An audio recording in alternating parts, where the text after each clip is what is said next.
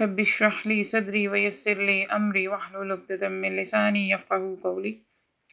قرآن مجید کے واقعات محض تاریخی معلومات نہیں بلکہ یہ انسانی زندگی کے بنیادی اصولوں کو واضح کرتے ہیں۔ اصحاب کہف کا واقعہ بھی صرف چند نوجوانوں کے غار میں جانے کا واقعہ نہیں بلکہ یہ ایک گہرا فکری پیغام ہے۔ جب انسان حق کو پہچان لیتا ہے تو وہ حالات کا غلام نہیں رہتا بلکہ اصولوں کے مطابق زندگی گزارنے کا فیصلہ کرتا ہے۔ سورہ الکہف میں اللہ سبحانہ و تعالی فرماتا ہے، وہ چند نوجوان تھے جو اپنے رب پر ایمان لائے اور ہم نے ان کی ہدایت میں اضافہ کر دیا۔ غور کیجیے، قرآن نے ان نوجوانوں کا تعارف سب سے پہلے ایمان کے ساتھ کروایا۔ یہ ایک اہم قرآنی اصول ہے کہ انسان کی اصل قدر اس کی ظاہری طاقت، تعلیم، سماجی مقام یا مرتبہ سے نہیں بلکہ اس کے اندر موجود یقین اور کردار سے ہوتی ہے۔ اصحاب کہف کا پہلا فکری پہلو یہ ہے کہ حق کا انتخاب ہمیشہ اکثریت کے مطابق نہیں ہوتا۔ یہ نوجوان ایسے معاشرے میں تھے جہاں غالب نظریہ ان کے ایمان کے خلاف تھا۔ عام طور پر انسان معاشرتی دباؤ کے سامنے جھک جاتا ہے کیونکہ انسان فطری طور پر قبولیت اور تعلق چاہتا ہے، لیکن قرآن ہمیں دکھاتا ہے کہ جب انسان حق کو پہچان لے تو وہ صرف اس لیے غلط راستہ اختیار نہ کرے کہ اکثریت اسی پر چل رہی ہے۔ صحابہ کہف نے تعداد نہیں دیکھی، دلیل دیکھی۔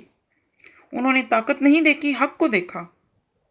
اور اس کا دوسرا اہم پہلو، ایمان صرف عقیدہ نہیں، ایک عملی فیصلہ ہے۔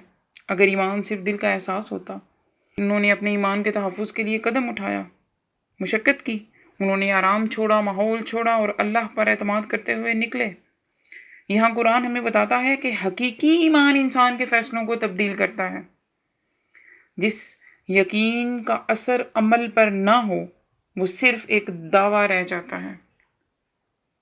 اور تیسرا انتہائی اہم پہلو جو ہمیں اس واقعہ سے سیکھنے کو ملتا ہے وہ یہ ہے کہ اللہ پر توکل کا مطلب ہاتھ پر ہاتھ رکھنا نہیں ہے۔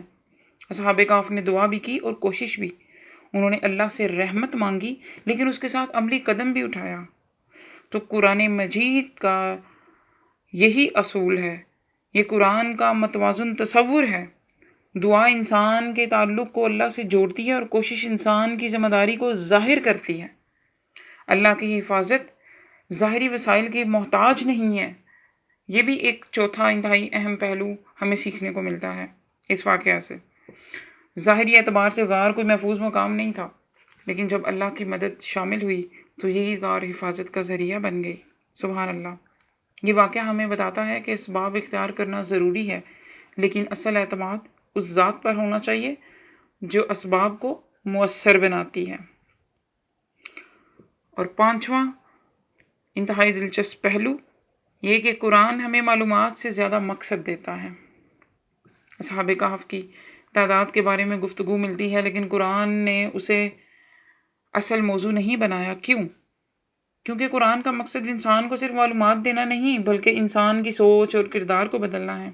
اصل سوال یہ نہیں کہ وہ کتنے تھے، اصل سوال یہ ہے کیا ہم بھی حق کے لیے ثابت قدم رہ سکتے ہیں۔ چھٹا اور آخری پہلو یہ کہ وقت کے مقابلے میں کردار باقی رہتا ہے۔ دنیا میں بہت سے طاقتور لوگ آئے اور گزر گئے، لیکن اصحاب کہف کا ذکر اس لیے باقی ہے کہ ان کا تعلق اللہ کے ساتھ مضبوط تھا۔ ان کی زندگی ہمیں یہ اصول دیتی ہے، انسان کی اصل کامیابی یہ نہیں کہ دنیا اسے کتنا یاد رکھتی ہے بلکہ یہ ہے کہ اللہ اسے کس نظر سے دیکھتا ہے۔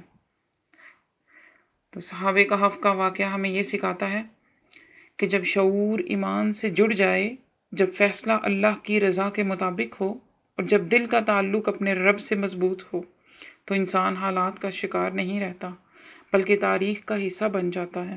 دنیا بہت سے نام بھول جاتی ہے لیکن جنہیں اللہ اپنے لیے قبول کر لیتا ہے ان کا ذکر باقی رہتا ہے۔ جو اللہ کا ہو جاتا ہے اللہ اسے زمانوں میں یاد رکھتا ہے۔ اللہ تعالی ہمیں قرآن کو سمجھنے، اس پر غور و فکر کرنے اور اپنی زندگیوں میں نافذ کرنے کی توفیق عطا فرمائے۔ آمین یا رب العالمین۔